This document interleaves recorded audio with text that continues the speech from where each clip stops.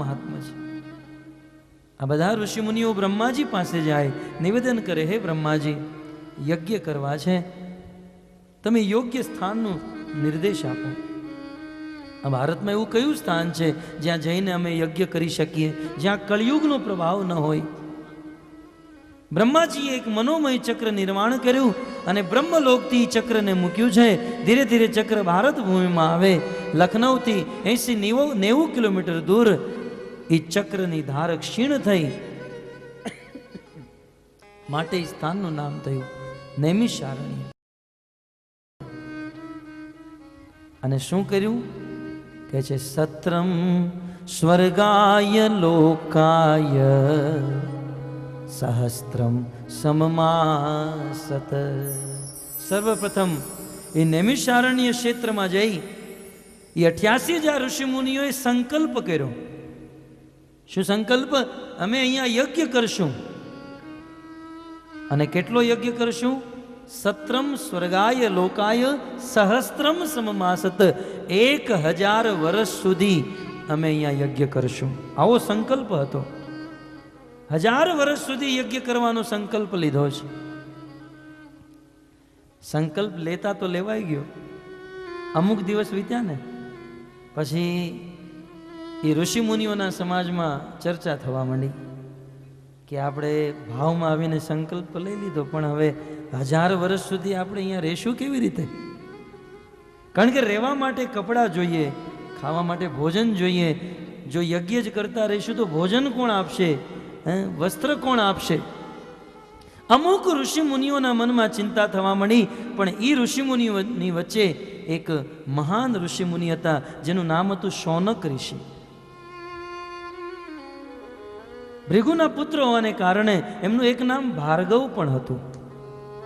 તો આવા ભાર્ગવ, આવા શૌનક ઋષિ, જેનો ભગવાનના ચરણોમાં પૂર્ણ દ્રઢ વિશ્વાસ હતો. જ્યારે ઋષિમુનિઓના સમાજમાં ચિંતા થવા માંડી કે આપણને 1000 વર્ષ સુધી ભોજન કોણ આપશે, વસ્ત્ર કોણ આપશે? ક્યારેક ભક્તોના મનમાં પણ ચિંતા થાય છે. અમે જ્યારે લોકોને કહીએ કે તમે ભક્તિ કરો, તમે કથામાં આવો, માળા કરો, ત્યારે લોકો એમ કે અમે ભક્તિ કરીએ તો ઓફિસે કોણ જશે? આ ભોજન કોણ લાવશે? તમે આપશો? ઘણા લોકોને એવી ચિંતા થાય કે આપણે જો ભક્તિ જ કરીશું તો આપણું જીવન કેવી રીતે ચાલશે? ઋષિમુનિઓને પણ ચિંતા થઈ. ત્યારે શૌનક ઋષિએ બહુ સુંદર વાત કરી કે હે મહાત્માઓ, હે ઋષિમુનિઓ, તમે વ્યર્થ ચિંતા કરી રહ્યા છો.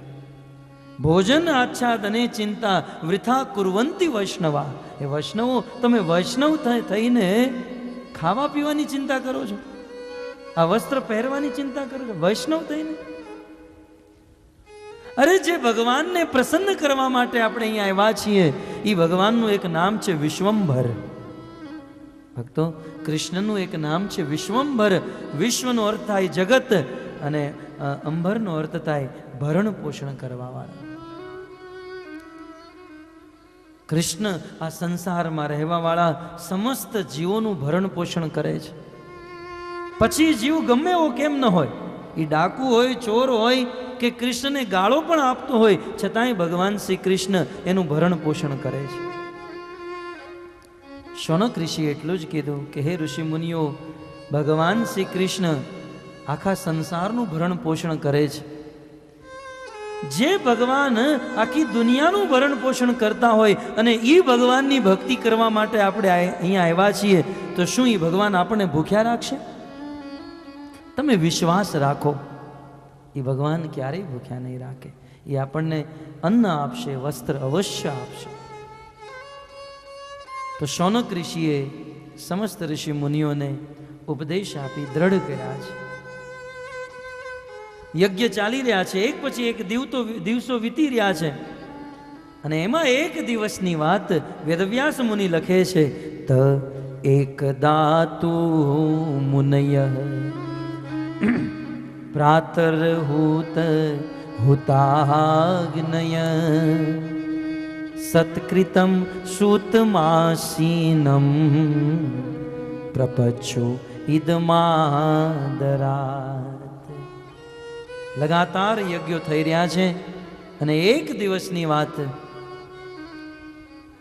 કહેવાય છે રોમહર્ષણ સૂતના પુત્ર જેનું નામ હતું ઉગ્રશ્રવા સૂત, અને જેને આપણે સૂત ગોસ્વામી કહીએ છીએ.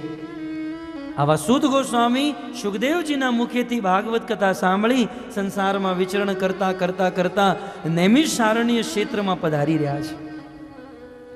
આ વાત અમુક ઋષિમુનિઓને ખબર પડી, સંત સમાજમાં આ વાત મળી કે આપણા આ ક્ષેત્રમાં સૂત ગોસ્વામી આવી રહ્યા છે. ભાગવત વક્તા, ભાગવત કથાકાર શ્રી સૂત ગોસ્વામી આપણી પાસે આવી રહ્યા છે. શું કરવું જોઈએ? બધા ઋષિ મુનિઓએ એક સ્વરે એક સાથે નિર્ણય લીધો કે જો સૂત ગોસ્વામી આપણી પાસે આવી રહ્યા હોય તો પછી આપણે યજ્ઞ બંધ કરવો જોઈએ અને સૂત ગોસ્વામીના મુખેથી આપણે ભાગવત કથા શ્રવણ કરવી જોઈએ. કારણ કે ઋષિ મુનિઓ જાણતા હતા યજ્ઞ કરવો એ શ્રેષ્ઠ વાત છે. યજ્ઞ દ્વારા સંસારમાં સુખ આવી શકે, પણ એ યજ્ઞ કરતા પણ શ્રેષ્ઠ યજ્ઞ છે ભાગવત કથા રૂપી જ્ઞાન યજ્ઞ. માટે સમસ્ત ઋષિ મુનિઓએ નિર્ણય લીધો કે સૂત ગોસ્વામીના મુખેથી ભાગવત કથા સાંભળશું. અમુક ઋષિ મુનિઓ ગયા, પાણીની ડોલ ભરીને લાવ્યા, યજ્ઞ કુંડમાં નાખી દીધી.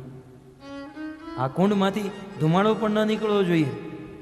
સૂત ગોસ્વામીને ખબર ન પડવી જોઈએ કે અહીંયા યજ્ઞ થતો હતો. આટલું કરતા જ સૂત ગોસ્વામી પધાર્યા, પહોંચ્યા છે. વેદવ્યાસજી લખે છે કે સમસ્ત ઋષિ મુનિઓએ સૂત ગોસ્વામીનું યથાઉચિત સ્વાગત કર્યું. એક ઉચ્ચ દિવ્ય આસન ઉપર બિરાજમાન કર્યા, એમની પૂજા કરી, એમના ચરણ ધોવે, એમને પુષ્પમાળા પહેરાવે અને સમસ્ત ઋષિ મુનિઓ સૂત ગોસ્વામીના ચરણોમાં જિજ્ઞાસા કરે છે. ઋષિ મુનિઓએ બહુ સુંદર જિજ્ઞાસા કરી છે.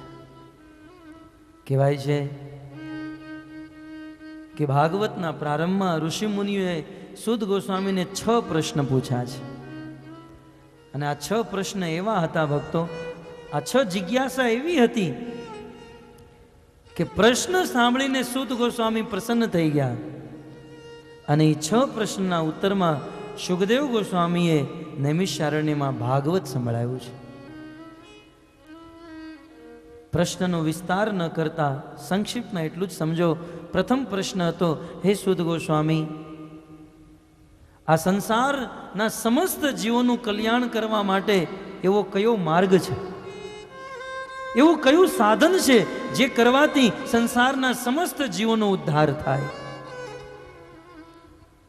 પ્રશ્ન બીજો, હે સૂત ગોસ્વામી, આત્માનું કલ્યાણ કરવા માટે, આત્માને સુખી કરવા માટે શું કરવું જોઈએ?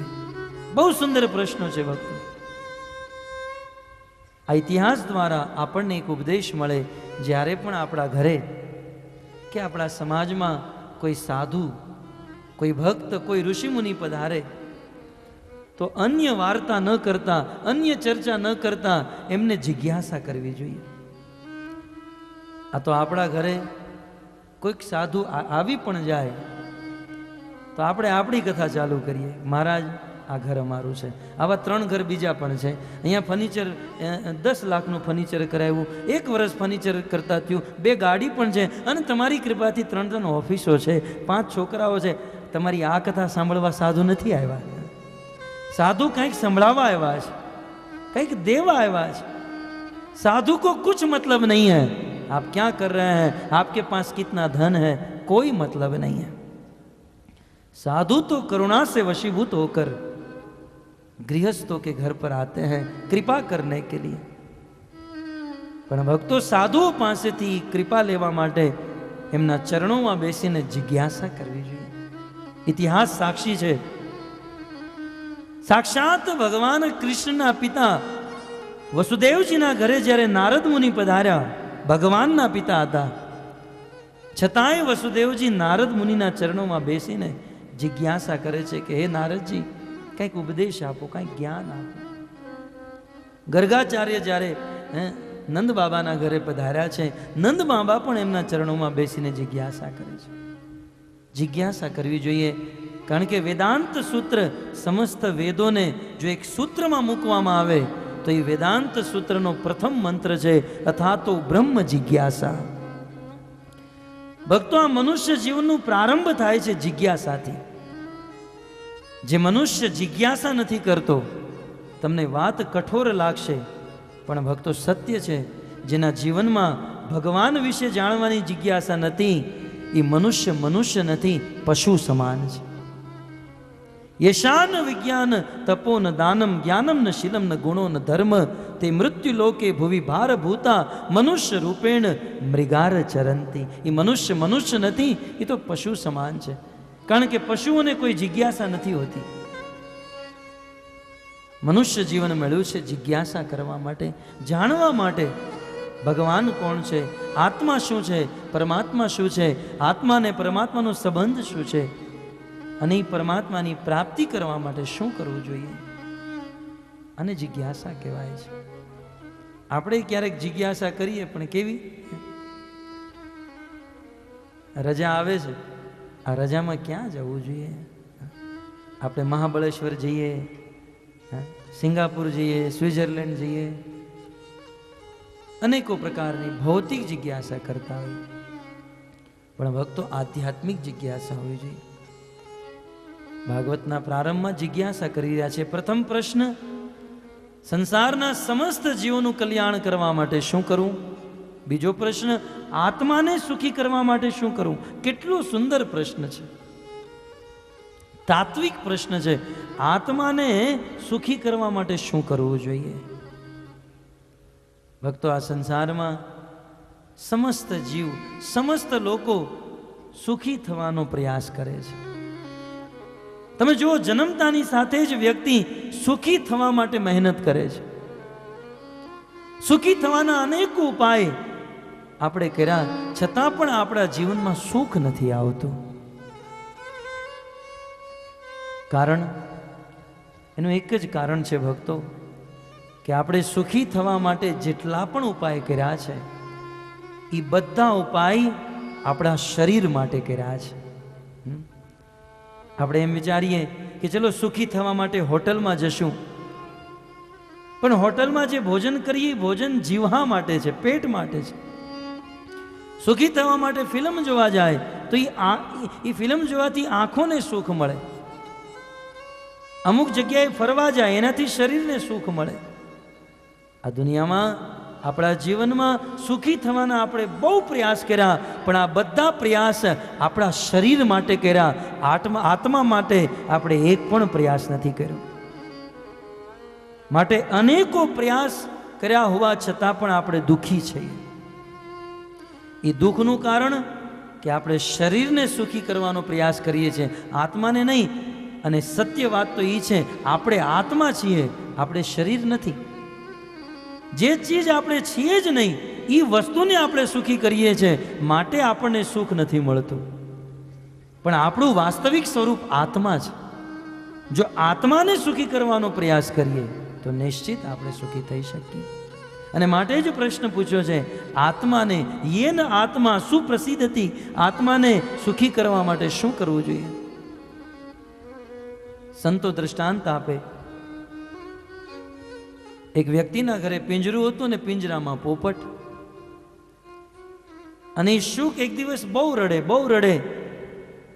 એ શુકનો માલિક વિચાર કરે કે આ પોપટ, આ શુક લોખંડના પિંજરામાં છે એટલા માટે રડી રહ્યો છે. હું આને ચાંદીના પિંજરામાં મૂકીશ. ચાંદીના પિંજરામાં એ પોપટને મૂકે, છતાં પણ એ રડતો રહે.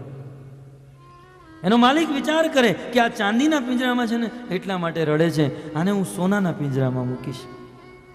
બહુ મહેનત કરી સોનાનું પિંજરું બનાવે, એ શુકને એમાં મૂકે, છતાં પણ એ શુક રોતો રહે. તો વિચાર કરે, આ સોનાનું પિંજરું છે ને એટલા માટે રડે છે, આમાં જો હું હીરા લગાડીશ ને, હીરાના દાગીના બનાવીશ, હીરાનું પિંજરું બનાવીશ તો આ સુખી થઈ જશે. હીરાનું પિંજરું બનાવે છતાં પણ એ શુક રડતો રહે, એનું રડવાનું બંધ નથી થતું. કારણ ભક્તો, બહારથી પિંજરાને ગમે એટલું સજાવો, બહારથી પિંજરાને ગમે એટલે બદલતા રહો, પણ જ્યાં સુધી પિંજરાની અંદર રહેલા પોપટને તમે આહાર ભોજન નહીં આપો, ત્યાં સુધી એનું રડવાનું બંધ નહીં થાય, એ સુખી નહીં થઈ શકે. એવી જ રીતે બહારથી આપણે આ શરીર રૂપી પિંજરાને ગમે એટલું સજાવીએ, ગમે એટલું ખવડાવીએ, આ શરીર માટે આપણે ગમે એટલો પ્રયાસ કરીએ, પણ આ શરીરની અંદર રહેલા આત્મા માટે જ્યાં સુધી આપણે કાંઈ નહીં કરીએ ત્યાં સુધી આપણને સાચું સુખ નહીં મળે, સાચી શાંતિ નહીં મળે. અને એટલા માટે ઋષિ મુનિઓ પૂછે છે કે આત્માને પ્રસન્ન કરવા માટે શું કરવું જોઈએ? ભક્તો, આત્માનું ને પ્રસન્ન કરવા માટે એક જ કાર્ય છે. આનો ઉત્તર આપતા આગળ કહેશે, સવે પુંસા પરો ધર્મ યતુર ભક્તિ અધોક્ષ છે. આત્માની પ્રસન્નતા, આત્માને જો સુખી કરવી હોય તો એક જ કાર્ય છે, એ છે પરમાત્માની સેવા. કારણ કે આત્મા પરમાત્માનો અંશ છે.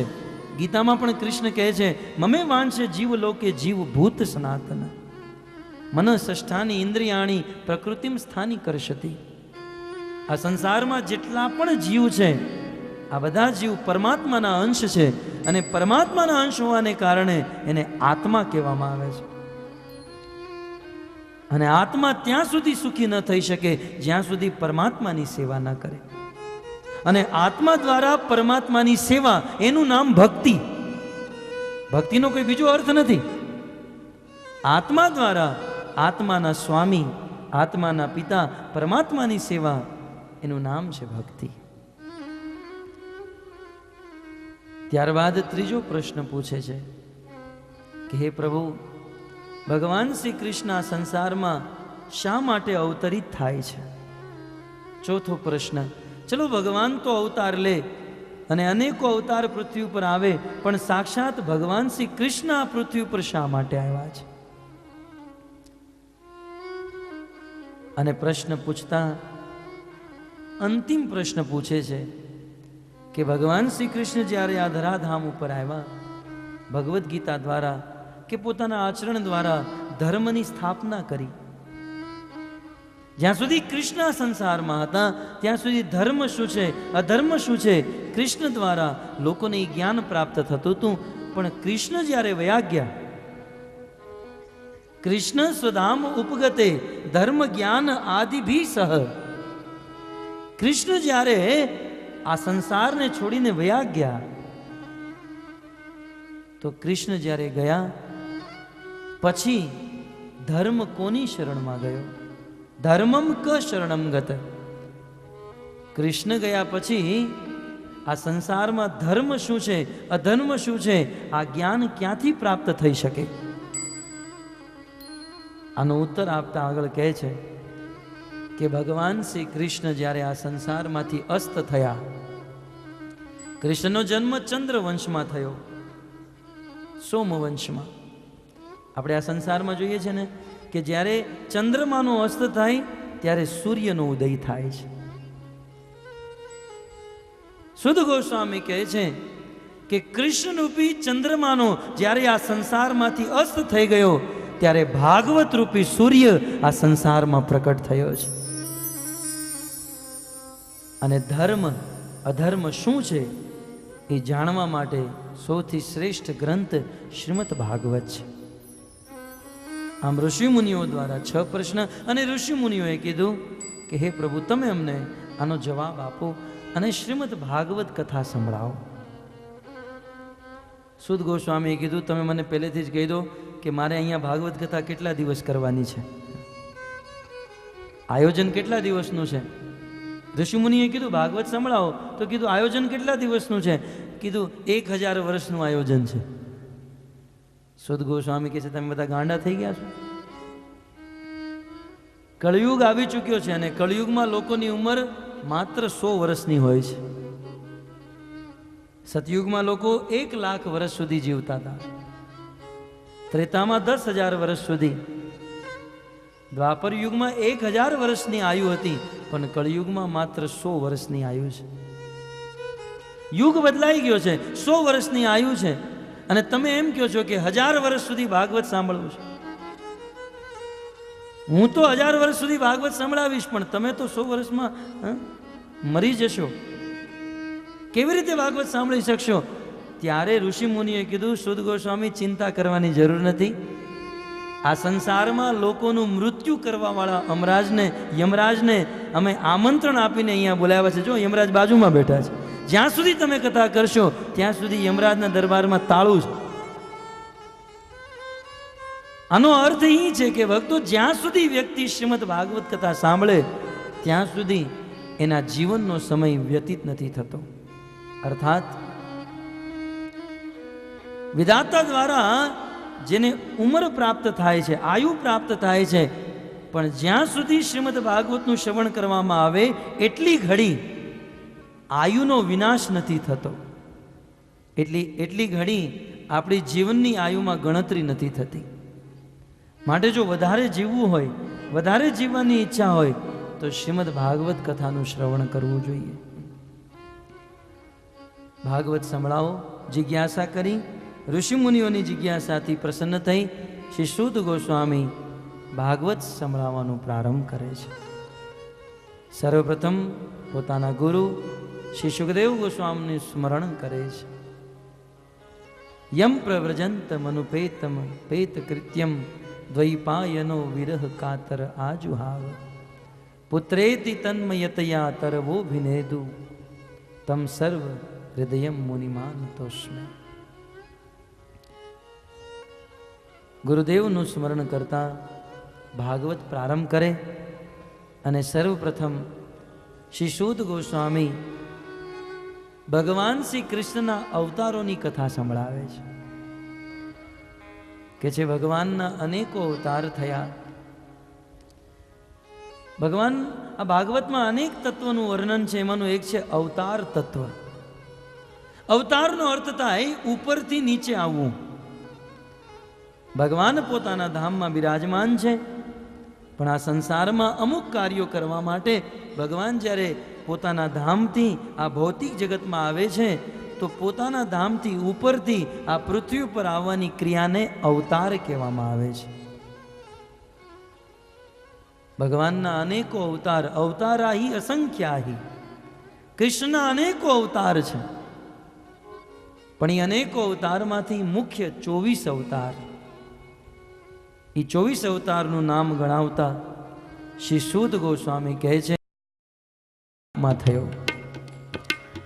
જેઓએ બ્રહ્માજીના 4 પુત્રના રૂપે જન્મ લીધો, સનક, સનંદન, સનાતન અને સનત. ત્યારબાદ ભગવાનનો બીજો અવતાર વરાહ અવતારના રૂપમાં થયો. જેઓએ વરાહ અવતાર ધારણ કરી દિતિના 2 પુત્ર હતા. એમાં જ્યેષ્ઠ પુત્ર હિરણાક્ષ, અને હિરણાક્ષએ આ દેવી પૃથ્વીને રસાતલમાં જઈને છુપાવી દીધી હતી. અને એ સમયે પોતાની પત્ની વસુંધરા દેવી પૃથ્વીનો ઉદ્ધાર કરવા માટે, બ્રહ્માજીને ચિંતાથી મુક્ત કરવા માટે ભગવાન શ્રી કૃષ્ણએ અદ્ભુત અવતાર ધારણ કર્યો, વરાહ અવતાર, શુકર અવતાર. અને વરાહ અવતાર ધારણ કરી પૃથ્વીનો ઉદ્ધાર કરે અને હિરણાક્ષનો વધ કરે છે. ત્રીજો અવતાર. આ બધા અવતારની કથા ભાગવતમાં વિસ્તારથી આવશે. અત્યારે તો માત્ર નામ ગણાવી રહ્યા છે. ત્રીજો અવતાર થયો નારદ અવતાર, જેને ભગવાનનો મનો અવતાર કહેવામાં આવે છે. ભગવાનના મનમાં શું ચાલી રહ્યું છે નારદ મુનિ જાણે છે, અને ભગવાનના મનની ઈચ્છાને નારદ મુનિ પૂર્ણ કરે છે. ભગવાનનો ચોથો અવતાર નર નારાયણના રૂપમાં થયો.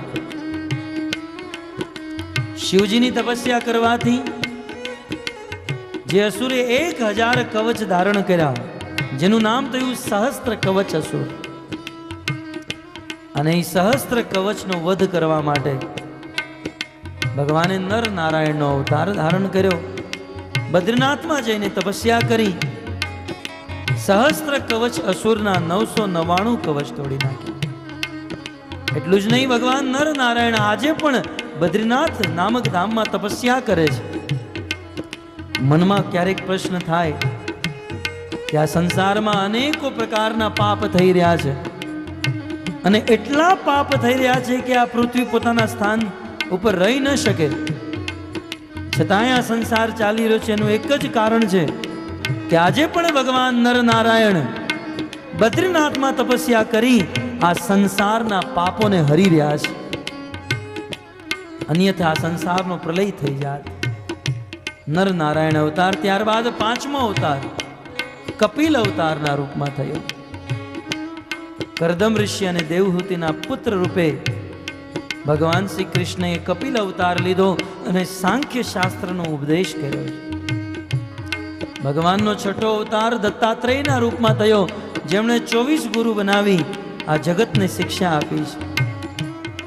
સાતમો અવતાર યજ્ઞના રૂપે થયો. આઠમો અવતાર ઋષભ અવતાર. નવમો અવતાર પૃથુ અવતારના રૂપે થયો. 10મો મત્સ્ય અવતાર. 11મો કચ્છપ અવતાર. 12મો ધન્વંતરી અવતાર. 13મો મોહિની અવતાર. 14મો નરસિંહ અવતાર. 15મો વામન અવતાર. 16મો પરશુરામ અવતાર. 17મો વેદવ્યાસજીના રૂપમાં અવતાર થયો. 18મો અવતાર મર્યાદા પુરુષોત્તમ રામના રૂપે થયો. ભગવાનનો 19મો અવતાર કૃષ્ણ રૂપે. 20મો અવતાર બલરામના રૂપે. 21મો અવતાર હરિના રૂપે ધારણ થયો અને ગ્રાહના મુખેથી ગજેન્દ્રનો ઉદ્ધાર કર્યો. 22મો અવતાર હંસના રૂપમાં થયો. 23મો બુદ્ધ અવતાર. અને શુદ્ધ ગોસ્વામી કહે છે કે 23 અવતારોના નામ દીધા, 24મો અવતાર હજી થયો નથી, કળિયુગમાં ભવિષ્યમાં થવાનો છે. અને એ અવતારનું નામ છે કલ્કી અવતાર. જ્યારે કળિયુગમાં પાખંડ વધશે ત્યારે ભગવાન કલ્કી પ્રકટ થશે. એક દિવ્ય અશ્વ ઉપર સવાર થઈ, હાથમાં દિવ્ય તલવાર ધારણ કરી સંસારના પાપીઓનો ઉદ્ધાર કરશે, સંસારના પાપીઓનો વિનાશ કરશે. આમ સૂત ગોસ્વામી ભગવાનના 24 અવતારોનું વર્ણન કરે છે. પણ ભક્તો, આ 24 અવતારોનું વર્ણન કર્યા પછી શ્રી સૂત ગોસ્વામી એક સિદ્ધાંત પુંસ કૃષ્ણસ્તુ ભગવાન સ્વયં ઇન્દ્રિયારી વ્યાકુલમ લોકમ મુડ્યંતી યુગે યુગે. બહુ સુંદર સિદ્ધાંત બતાવતા કહે છે, અમે જેટલા પણ નામ ગણાવ્યા આ બધા ભગવાનના અંશ અને અવતાર છે. પણ સાચી વાત તો એ છે કે આ બધા અવતારોના અવતારી એકમાત્ર કૃષ્ણ છે. અને માટે કૃષ્ણ સ્વયં ભગવાન છે. કૃષ્ણસ્તુ ભગવાન સ્વયં. કૃષ્ણ સાક્ષાત ભગવાન છે. અને નરસિંહ, વામન, વરાહ ઇત્યાદિ જેટલા પણ છે એ ભગવાન શ્રી કૃષ્ણના અંશ છે, કૃષ્ણના સ્વરૂપ, કૃષ્ણના અવતાર છે. અર્થાત સમસ્ત અવતારોના મૂળ એકમાત્ર કૃષ્ણ છે. એટલે તમે કૃષ્ણની ભક્તિ કરો, કૃષ્ણનું નામ લો તો સમસ્ત અવતારોની ભક્તિ થઈ જાય છે. તો કૃષ્ણ મૂળ અવતાર. આટલી અવતારોની કથા સંભળાવતા નૈમિષારણ્યના ઋષિ મુનિઓ કહે છે કે પ્રભુ, તમે આ ભગવત કથા કરી રહ્યા છો, અમારું મન ભગવાનમાં લાગી રહ્યું છે, અમને બહુ આનંદ આવી રહ્યો છે. હવે ત્યાં તો આનંદ આવી રહ્યો, તો અહીંયા બોચડવામાં આનંદ આવી રહ્યો છે કે નહીં?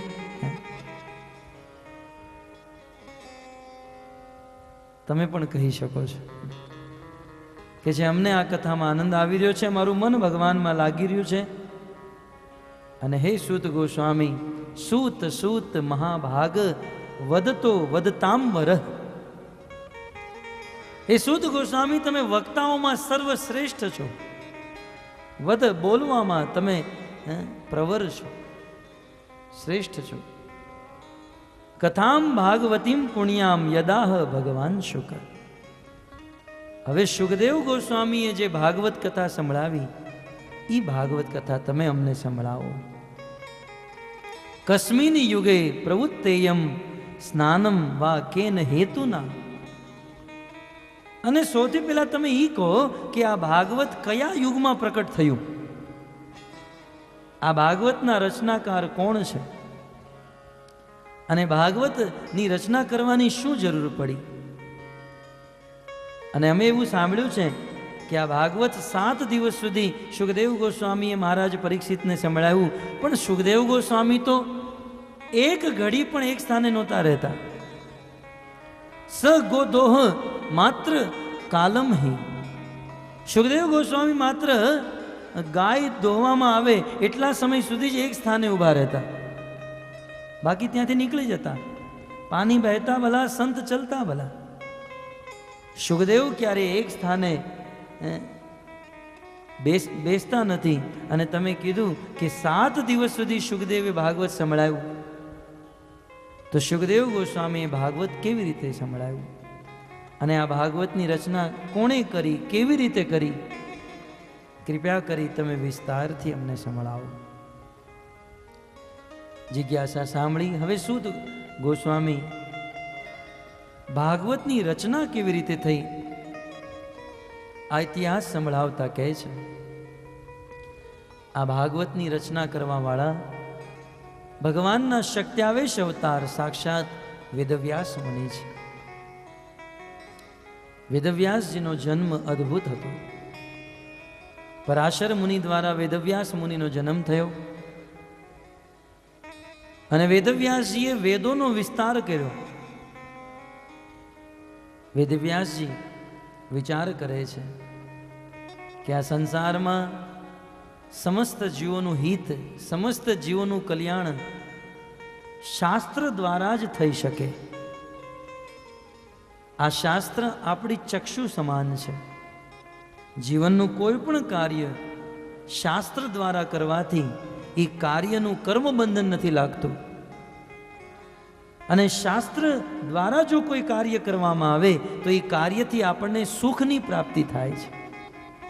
અને ભક્તો એટલા માટે તો ભગવાને જ્યારે આ જીવોને આ સંસારમાં જન્મ દીધો, ત્યારે આ સંસાર જ્યારે આ નિર્માણ કરવામાં આવ્યો, તો સંસાર નિર્માણ કરવાની સાથે જ ભગવાને વેદ અને શાસ્ત્રનું પણ નિર્માણ કર્યું.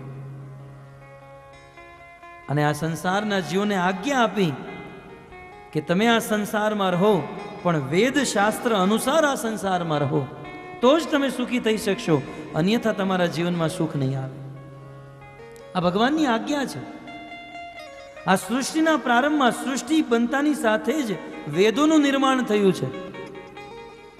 જે વેદોને સાંભળવું, સમજવું અને એ વેદ અનુસાર જીવનને વિતાવવું એ આપણું કર્તવ્ય છે. જેમાં આ સંસારમાં કોઈ કંપની કોઈ વસ્તુ બનાવે, કોઈ ટીવી બનાવે કે સીડી પ્લેયર બનાવે, કોઈ કંપનીવાળાએ કોઈ નવું ટીવી બનાવ્યું હોય, આપણે ટીવી ખરીદવા જઈએ તો ટીવીની સાથે એક બુક આપે, એક ચોપડી આપે, જેને મેન્યુઅલ કહેવાય. એ બુકમાં એવું લખ્યું હોય આ ટીવીને તમે કેવી રીતે વાપરી શકો, કારણ કે ટીવી નવું છે, એ ટીવીમાં નવી નવી સિસ્ટમ હોય. તો એ ટીવીને ચલાવવા માટે એ બુકમાં, એ કિતાબમાં લખ્યું હોય, એ પુસ્તકમાં લખ્યું હોય કે આ ટીવીને કેવી રીતે વાપરવું જોઈએ. પણ આપણે ટીવી લઈને ઘરે આવીએ અને જો એ પુસ્તકને ન લાવીએ અને પછી આપણે આપણી બુદ્ધિ અનુસાર એ ટીવીને ચલાવવાનો પ્રયાસ કરીએ ને, તો એ ટીવી બગડી જ જાય. એટલે એ પુસ્તકમાં જોઈ, પુસ્તકને વાંચી અને પછી ટીવીને જો ચલાવીએ તો ટીવી સારી રીતે ચાલી શકે. આપણા જીવનમાં પણ એવું છે. ભગવાને જ્યારે સંસારનું નિર્માણ કર્યું તો એની સાથે સાથે આપણને વેદ અને શાસ્ત્રો દીધા. જો શાસ્ત્ર અનુસાર આપણે આપણું જીવન વ્યતીત કરીએ, શાસ્ત્ર અનુસાર આપણે આપણું જીવન વિતાવીએ, તો જીવનમાં સુખ, શાંતિ અને ભગવત પ્રાપ્તિ થઈ જાય. પણ આજે આપણે શાસ્ત્ર અનુસાર જીવન નથી વિતાવતા. શાસ્ત્ર શું છે અમુક લોકોને એ નથી ખબર. વાંચવાની વાત, સમજવાની વાત અને જીવનમાં ઉતારવાની વાત તો દૂર રહી. શાસ્ત્ર કોને કહેવાય, શાસ્ત્ર શું છે, શાસ્ત્ર કોણે લખ્યા એ પણ નથી ખબર. અને શાસ્ત્ર નહીં વાંચવાને કારણે, જેમ ઓલું પુસ્તક ન જોવાથી ટીવીને વાપરવાને કારણે ટીવી બગડી જાય, એમ જ શાસ્ત્રને નહીં વાંચવાને કારણે આપણું જીવન આજે બગડી ગયું છે. અને માટે જ આપણા જીવનમાં કષ્ટ છે, દુઃખ છે. ભગવાન આ વાતને જાણે છે અને એટલા માટે સમસ્ત મનુષ્યનું કર્તવ્ય છે કે જીવન જીવવા માટે શાસ્ત્ર વાંચીએ અને શાસ્ત્રને જોઈ આપણે આપણું જીવન વ્યતીત કરીએ. ઘણીવાર પોતાનું જીવન લોકો બીજાના હાથમાં સોંપી દે. આપણે કહીએ કે તમે આ વ્રત રહો છો, તમે આ કામ કરો છો, શા માટે? ભલે ફલાણા બેન કરતા હતા ને એટલે હું કરું છું, ફલાણા કરે છે એટલા માટે હું કરું છું. નહીં ભક્તો, શાસ્ત્રમાં શું કીધું છે, કયા વ્યક્તિ માટે શાસ્ત્રમાં કઈ આજ્ઞા છે, આને સમજવી જોઈએ. અને એને જીવનમાં જો કરવામાં આવે તો જીવનમાં કોઈ પણ પ્રકારનું કષ્ટ નથી રહેતું. સૃષ્ટિના પ્રારંભથી જ આ સંસારમાં વેદ અને શાસ્ત્ર આપવામાં આવ્યા છે. ભગવાન શ્રી કૃષ્ણે સૃષ્ટિના પ્રારંભમાં સૂર્યદેવ વિવસ્વાનને જ્ઞાન દીધું, વિવસ્વાને મનુને દીધું, મનુએ ઈક્ષ્વાકુને દીધું. અને આ જ્ઞાન પરંપરામાં એવમ પરંપરામ પ્રાપ્તમ ઇમમ રાજર્ષયો વિદું. આ શાસ્ત્રનું જ્ઞાન પરંપરામાં પ્રાપ્ત થતું ગયું અને દ્વાપર યુગ સુધી આ શાસ્ત્રનું જ્ઞાન માત્ર સ્મૃતિમાં હતું. સ્મૃતિનો અર્થ થાય, ગુરુ જ્યારે શિષ્યને શાસ્ત્ર સંભળાવતા તો શિષ્ય એ શાસ્ત્રની વાતોને ધારણ કરી લેતા. દ્વાપર યુગ સુધી કોઈ પણ શિષ્યને ગુરુ પાસે પુસ્તક લઈને નહોતું જવું પડતું. દ્વાપર યુગ સુધી એટલી મેધાવી લોકો હતા, એટલી સ્મરણ શક્તિ હતી, એટલી સ્મૃતિ શક્તિ હતી કે ગુરુ જે બોલતા એ વસ્તુ યાદ રહી જતી.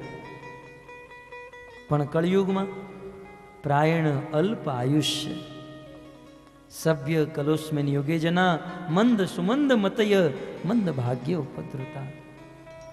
કળિયુગમાં સ્મૃતિ શક્તિનો વિનાશ થયો છે. સ્મૃતિ, પરમ દિવસે બપોરે કયું શાક ખાધું તું, અમુક લોકોને એ યાદ નહીં હોય, મને યાદ નથી. તો વેદોનો કેવી રીતે યાદ રાખી શકીએ? ભગવાને જ્યારે આ વાતનો વિચાર કર્યો કે કળિયુગના જીવો સ્મૃતિ શક્તિથી વિમુખ રહેશે, માટે કળિયુગના જીવોનો ઉદ્ધાર કરવા માટે આ સમસ્ત વેદ અને શાસ્ત્રોને લિપિબદ્ધ કરવા પડશે, લખવા પડશે. જો લખીને આપણે કળિયુગના લોકોને આપશું તો એ વાંચી શકશે. યાદ ભલે ન રહે પણ વાંચીને તો જીવનમાં ઉતારી શકીએ. આપણે કહે છે ને, વાંચેલું કામમાં આવે, લખેલું વાંચી શકાય. માટે ભગવાને જે શાસ્ત્રો સ્મૃતિમાં હતા એને લખવાનો વિચાર કર્યો. અને એટલે જ શાસ્ત્રમાં કીધું છે, માયા મુગ્ધ જીવે નાહી સ્મત સ્મૃતિ જ્ઞાન. માયા મુગ્ધ જીવે નાહી સ્વત સ્મૃતિ જ્ઞાન. માયા મુગ્ધ જીવે નાહી સ્વત સ્મૃતિ જ્ઞાન. જીવેર કૃપાએ કેલ, જીવેર કૃપાએ કેલ કૃષ્ણ વે પુરાણ. માયા મુગ્ધ જીવે નહીં સ્વત સ્મૃતિ જ્ઞાન. આ સંસારના માયામાં ફસાયેલા લોકોને સ્વતઃ સ્મૃતિ શક્તિ પ્રાપ્ત નહીં થઈ શકે, સ્વતઃ સ્મૃતિનું જ્ઞાન નહીં થઈ શકે. ભગવાન જાણતા હતા. માટે ભગવાન શ્રી કૃષ્ણએ વેદવ્યાસજીનો અવતાર ધારણ કર્યો છે. અને એ વેદવ્યાસજીએ દ્વાપરના અંતે અને કળિયુગના પ્રારંભમાં સમસ્ત વેદોને લિપિબદ્ધ કર્યા છે. સૃષ્ટિના પ્રારંભમાં એક જ વેદ હતો, પણ વેદવ્યાસજીએ વેદનો વિસ્તાર કર્યો. ભક્તો, આમનું નામ તો જન્મતા જ કૃષ્ણ દ્વૈપાયન હતું, પણ એ કૃષ્ણ દ્વૈપાયને વેદોનો વ્યાસ કર્યો, વેદોનો વિસ્તાર કર્યો, માટે એમનું નામ થયું વેદવ્યાસ. અને આવા વેદવ્યાસજીએ વેદોને લિપિબદ્ધ કર્યા છે. પણ વેદવ્યાસજીએ વેદોને લિપિબદ્ધ કરી વિચાર કરે કે સંસારના કળિયુગના મનુષ્યો આ વેદોને સમજી નહીં શકે. માટે વેદવ્યાસજીએ કળિયુગના લોકો શાસ્ત્રને સમજી શકે એટલા માટે ઉપનિષદની રચના કરી. કઠ ઉપનિષદ, કેન ઉપનિષદ, ઈશ ઉપનિષદ, એવા 108 ઉપનિષદની રચના કરી વેદવ્યાસ મુનિએ કળયુગના જીવોનો ઉદ્ધાર કરવા માટે. છતાંય વેદવ્યાસજીએ વિચાર કર્યો કે આ ઉપનિષદ પણ કળયુગના જીવો બરાબર સમજી નહીં શકે, માટે વેદવ્યાસજીએ પુરાણોની રચના કરી. અને એ પુરાણોની રચના કરતા માર્કેન્ડ પુરાણ, બ્રહ્મ પુરાણ, વામન પુરાણ, લિંગ પુરાણ, બ્રહ્માંડ પુરાણ, મત્સ્ય પુરાણ, ભવિષ્ય પુરાણ, અગ્નિ પુરાણ, નરસિંહ, ગરુડ, વિષ્ણુ પુરાણ, વાયુ પુરાણ, વરાહ પુરાણ, નારદ પુરાણ, પદ્મ પુરાણ, સ્કંદ પુરાણ, આમ વેદવ્યાસજીએ 17 પુરાણની રચના કરી. 4 વેદ, 108 ઉપનિષદ. અને વેદવ્યાસજીએ એ પણ જોયું, સ્ત્રી શુદ્ર દ્વિજ બંધુ નામ ત્રૈન શ્રુતિ ગોચર. સ્ત્રી શુદ્ર અને દ્વિજ બંધુઓનો અધિકાર શ્રુતિઓ ઉપર નથી, માટે વેદવ્યાસ મુનિએ ઇતિહાસની રચના કરી અને 1 લાખ શ્લોક રચિત મહાભારતની રચના કરી. 4 વેદ, 108 ઉપનિષદ, મહાભારત અને 17 પુરાણની રચના કરી. છતાં ભક્તો, આશ્ચર્યની વાત એ હતી કે કળયુગના જીવોનો ઉદ્ધાર કરવા માટે વેદવ્યાસ મુનિએ આટલું બધું લખ્યું. કળયુગના જીવોની વાત તો દૂર રહી, વેદવ્યાસજીનો સ્વયં ઉદ્ધાર ન થયો. અર્થાત વેદવ્યાસજીના મનમાં કંઈક ઓછપ લાગતી હતી.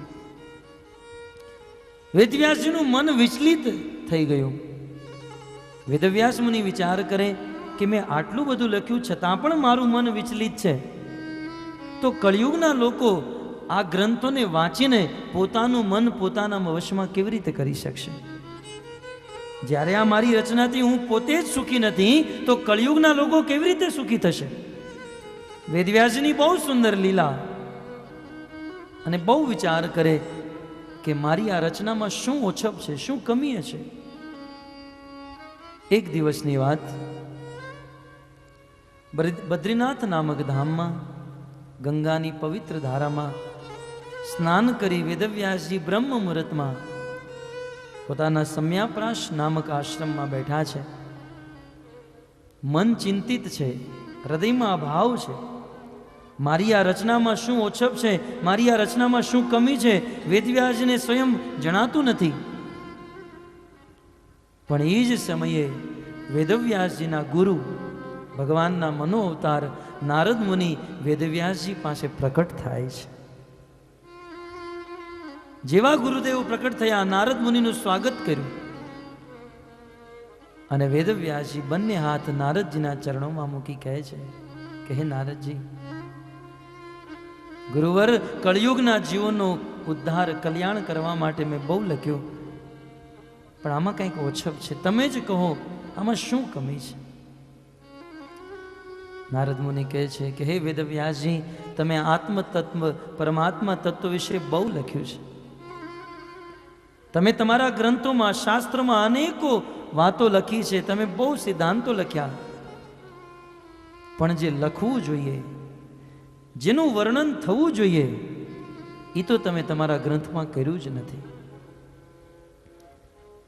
નારદ મુનિ કહે છે કે આ સંસારમાં કોઈ વ્યક્તિ ગમે એટલા મોટા ગ્રંથની રચના કરે, એ ગ્રંથમાં બહુ સુંદર છંદ હોય, બહુ સુંદર ભાષા હોય, અલંકાર. ગ્રંથમાં જો કૃષ્ણ કથા ન હોય તો એ ગ્રંથને મહાત્માઓ કાગડાનું તીર્થ કહે છે. મોટા મોટા મહાત્માઓ એ ગ્રંથને સ્વીકાર નથી કરતા, કારણ કે એવા ગ્રંથથી કોઈનો ઉદ્ધાર નથી થતો. પણ કદાચ છંદ અલંકારમાં કમી રહી ગઈ હોય, કદાચ સંસ્કૃત ભાષામાં ઓછપ હોય, પણ જે ગ્રંથમાં, જે રચનામાં ભગવાન શ્રી કૃષ્ણની કથા થતી હોય, જે ગ્રંથમાં કૃષ્ણ કથાનું વર્ણન છે, મોટા મોટા સંતો એ ગ્રંથોને સ્વીકાર કરે છે અને એવી કથામાં અવગાહન કરે છે. કારણ કે વેદવ્યાસજી ભગવાન શ્રી કૃષ્ણની કથા ત્રણેય ભુવનને, ત્રણેય લોકને પવિત્ર કરવા વાળી છે. વેદવ્યાસજી શું કહું, જ્યાં સુધી તમે ભગવાન શ્રી કૃષ્ણની શુદ્ધ કથા રચિત ગ્રંથરાજ શ્રીમદ ભાગવતની રચના નહીં કરો, ત્યાં સુધી તમે પણ સુખી નહીં થઈ શકો અને કળિયુગના લોકો પણ સુખી નહીં થઈ શકે. માટે ભાગવતની રચના કરો અને એમાં ભગવાન શ્રી કૃષ્ણની કથા વર્ણન કરો. બીજું તો શું કહું, હું મારું દ્રષ્ટાંત આપું. મારો પ્રથમ જન્મ બ્રહ્માજીના ખોળામાંથી થયો. બ્રહ્માજીની ગોદથી પ્રથમ જન્મ થયો અને પિતાએ આજ્ઞા આપી, તમે વિવાહ કરો, પ્રજા ઉત્પત્તિ કરો. મેં ના પાડી. મારા પિતા બ્રહ્માજી ક્રોધિત થયા, મને શ્રાપ દીધો. બીજો જન્મ ઉપબરહણ નામનો દેવતા થયો. અને એક દિવસ પુષ્કર ક્ષેત્રમાં જઈને મેં અપરાધ કર્યો. ફરીથી બ્રહ્માજીએ મને શ્રાપ દીધો અને મારો ત્રીજો જન્મ એક શૂદ્રના ઘરે થયો. પિતાનું નામ દ્રુમિલ ગોપ હતું, માતાનું નામ કલાવતી. જન્મ થતાં જ પિતાની મૃત્યુ થઈ ગઈ અને મારી માં અન્ય લોકોના ઘરે કામ કરી પોતાનું જીવન અને મારું જીવન વ્યતીત કરતી હતી. એક દિવસની વાત, સૌભાગ્ય અમારા ગામમાં ચતુર્માસનો સમય હતો અને મોટા મોટા સંત સાધુઓનું આગમન થયું અને સંત સેવા કરવાનો અવસર મારી માને પ્રાપ્ત થયો. અને જ્યારે મારી માતા સંતોની સેવા કરતી એ સમયે હું સાધુઓની સાથે બેઠતો હતો. સાધુઓની એ સાથે બેસી એમના મુખેથી કૃષ્ણ કથા સાંભળતો હતો. ઉચ્ચિષ્ટ લેપાન અનુમોદિતો દ્વિજે, એ બ્રાહ્મણોના મુખેથી, એ વૈષ્ણવના મુખેથી કૃષ્ણ કથા સાંભળી અને એમનું ઉચ્ચિષ્ટ ખાઈ મારા હૃદયમાં ભગવાન શ્રી કૃષ્ણની ભક્તિ પ્રાપ્ત થઈ. વેદવ્યાસજી, શું વાત કરું, આ કૃષ્ણ કથા સાંભળતા સાંભળતા મને દિવ્ય દેહ પ્રાપ્ત થયો. એ જ કૃષ્ણ કથાના પ્રભાવથી આજે હું નારદ બન્યો છું. આજે મને એવો દેહ પ્રાપ્ત થયો છે, જ્યાં ચાહું ત્યાં, જ્યાં ઈચ્છા કરું ત્યાં હું જઈ શકું છું અને ભગવાન શ્રી કૃષ્ણના ગુણગાન કરી શકું છું. વેદવ્યાસ મુનિ, તમે ભાગવતની રચના કરો, જેનાથી તમે પણ સુખી થશો અને કળિયુગની જનતા પણ સુખી થશે. આટલું કહી નારદ મુનિ ત્યાંથી પાછા ફરે. શ્રી સુખદેવ ગોસ્વામી સપ્તમ અધ્યાયમાં કહે છે કે નારદ મુનિ જ્યારે પાછા ગયા, નિર્ગતે નારદે સૂતે, સૂત ભગવાન બાદરાયણ. નારદ મુનિ જ્યારે પાછા ફર્યા ત્યારે વેદવ્યાસ મુનિએ પોતાના સમસ્ત શિષ્યોને મોકલી દીધા, મારે એકાંતમાં બેસવું છે. બ્રહ્મનદ્યા સરસ્વત્યામ આશ્રમે પશ્ચિમે તટે સમ્યાપ્રાશ ઇતિ પ્રોક્તમ ઋષિણામ સત્રવર્ધન. સમસ્ત ઋષિ મુનિઓને પોતાના શિષ્યોને મોકલી વેદવ્યાસજી એકાંતમાં બેઠા છે અને એકાંતમાં બેસી શુદ્ધ ગોસ્વામી કહે છે, ભક્તિ યોગેન મનસી સમ્યક પ્રણિહિતે મલે. સર્વપ્રથમ વેદવ્યાસજી આચમન કરી પોતાના હાથ શુદ્ધ કરી, શરીર પવિત્ર કરી વેદવ્યાસજી બેઠા છે અને ભક્તિ યોગ દ્વારા વેદવ્યાસજીએ પોતાનું મન પોતાના વશમાં કરી લીધું છે. વ્યાખ્યા તો બહુ થઈ શકે, પણ ભક્તો મન વશમાં કરવા માટે એક જ કાર્ય છે અને એ છે ભક્તિ યોગ. ભક્તિ યોગેન મનસી સમ્યક પ્રણિહિતે મલે. વેદવ્યાસજી સમસ્ત પ્રકારના મલથી મુક્ત થયા, પોતાના મનને વશમાં કર્યું અને જ્યારે મન વશમાં થઈ ગયું, વેદવ્યાસ મુનિને સમાધિ લાગી ગઈ.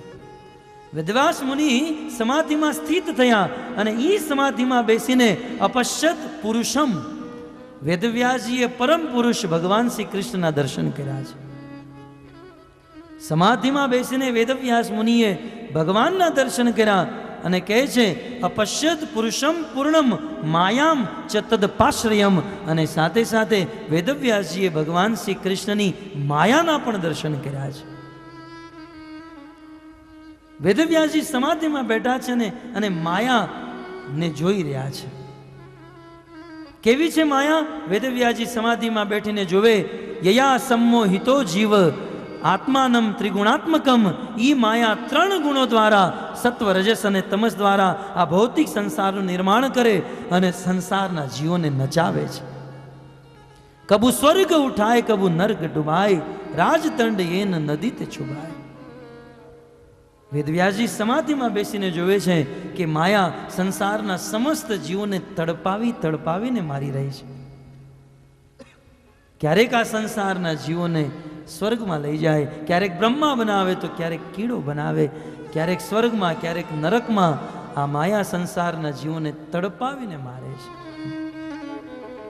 જેમ પેલાના રાજાઓ અપરાધીને નદીમાં લઈ જઈ વાળ પકડીને ડૂબાવતા, અને જ્યારે એની મૃત્યુનો સમય આવી જતો, જ્યારે એને બહુ કષ્ટ થતું, ત્યારે એને બહાર કાઢવામાં આવતો. એક બે શ્વાસ લેતા એને આનંદનો સુખનો અનુભવ થતો, ફરીથી નદીમાં ડૂબાવતા, વારંવાર ડૂબાવતા એ વ્યક્તિને મૃત્યુ આવી જતું. એવી જ રીતે માયા આ સંસારના જીવોને દુઃખોમાં ડૂબાવે છે, રાત દિવસ દુઃખોમાં ડૂબાવીને રાખે છે. ભગવાનની માયા છે, પણ સંસારના જીવોને દુઃખી કરે છે. અને ભક્તો, આ જીવનમાં ક્યારેક ક્યારેક આપણને સુખનો અનુભવ થાય છે, પણ તત્વથી જો જોવામાં આવે ને તો આપણા જીવનમાં જે સુખ આપણને જે લાગે છે ને એ સુખ નથી. કદાચ આપણા જીવનમાં આપણને સુખનો અહેસાસ અનુભવ થતો હોય એ વાસ્તવમાં સુખ નથી, એ તો દુઃખ નિવૃત્તિની અવસ્થા છે.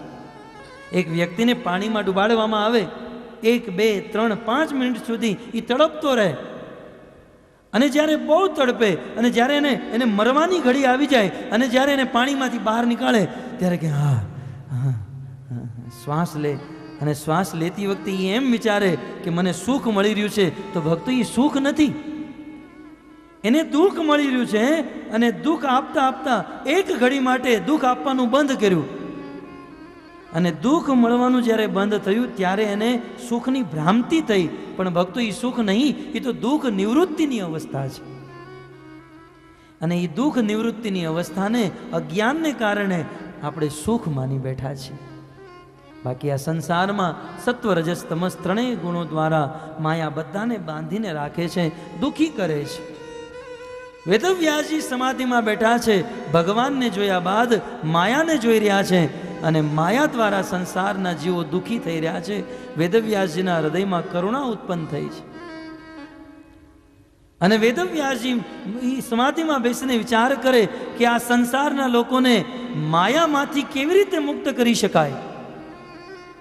અને સમાધિમાં બેસીને વેદવ્યાસજીને આનો ઉત્તર મળે છે.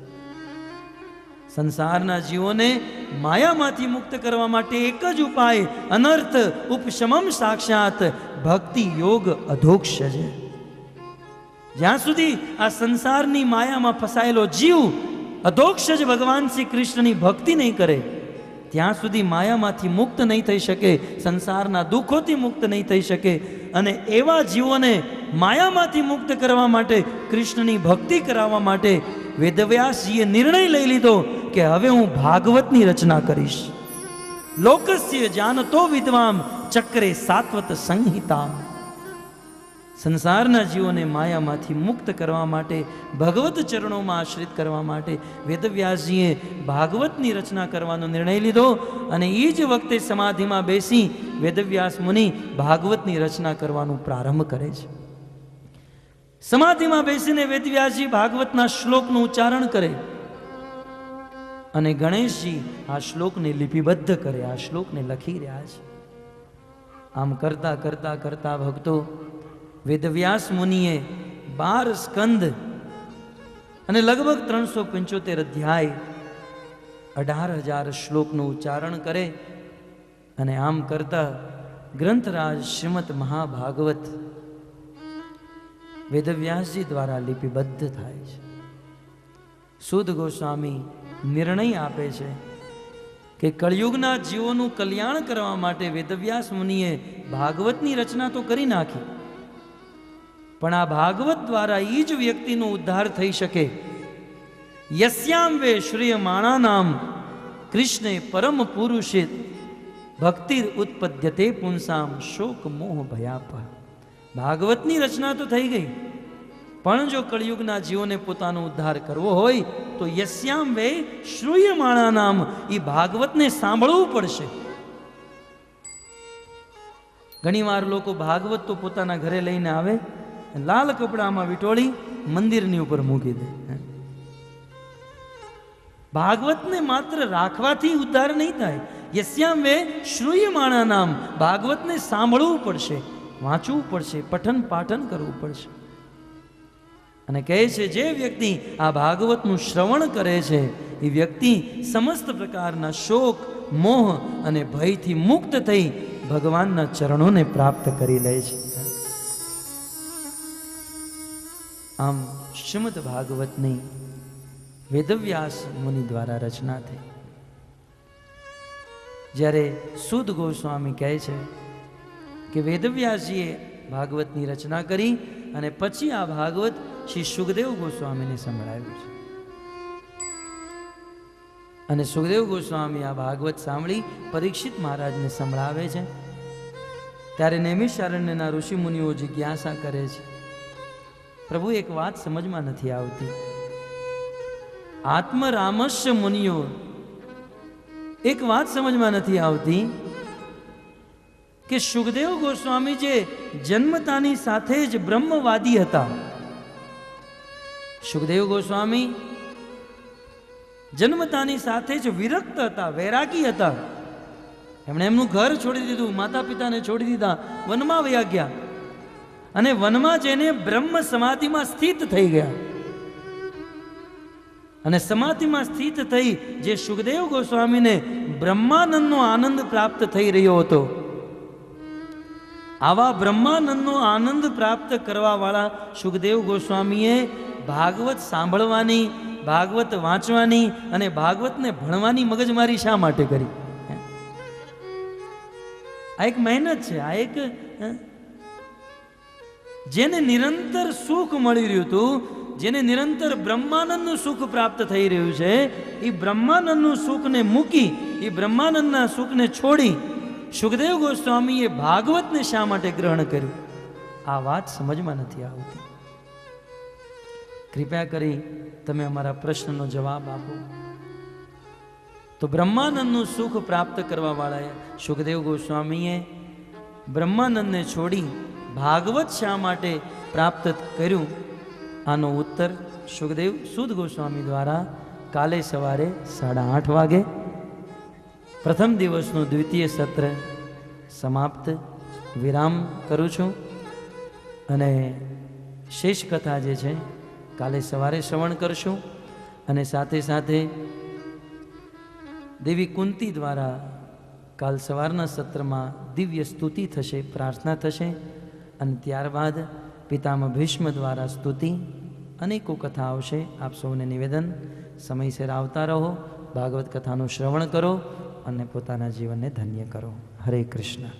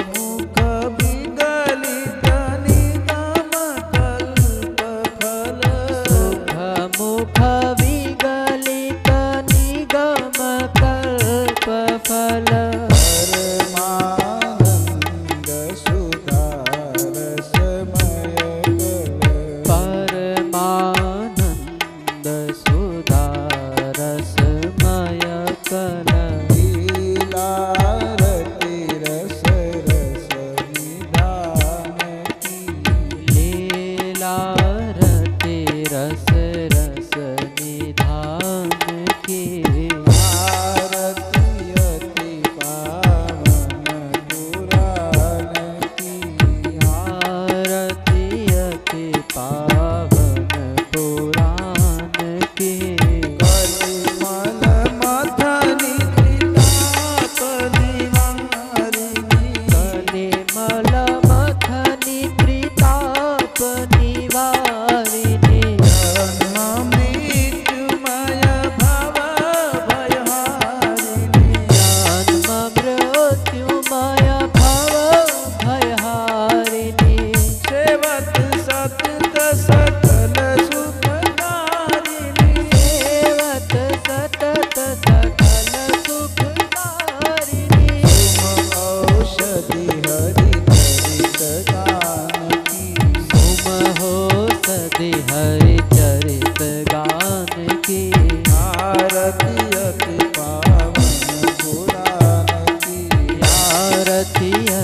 पावन पुराण के।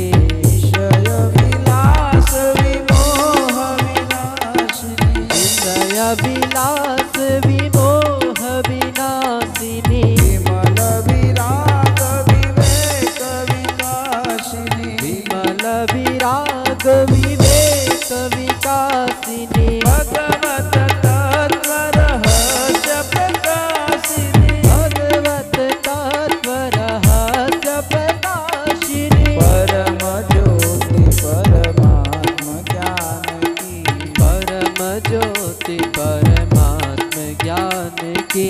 आरती अति पावन पुराण की, आरती अति पावन पुराण की। परमहंस मुनि मन उल्लासिनी, परमहंस मुनि मन उल्लासिनी, रसिक हृदय रस रास विलासिनी, रसिक हृदय रस रास विलासिनी, मुक्ति मुक्ति रति प्रेम सुदासिनी, मुक्ति मुक्ति रति प्रेम सुदासिनी, कथाय किंचन प्रिय सुजानकी, कथा किंचन प्रिय सुजानकी। आरती अति पावन पुराण की, आरती अति पावन पुराण की। हरे कृष्ण कृष्ण कृष्ण हरे हरे, हरे राम राम राम हरे हरे। हरे कृष्ण कृष्ण कृष्ण हरे हरे, हरे राम राम राम हरे हरे। हरे कृष्ण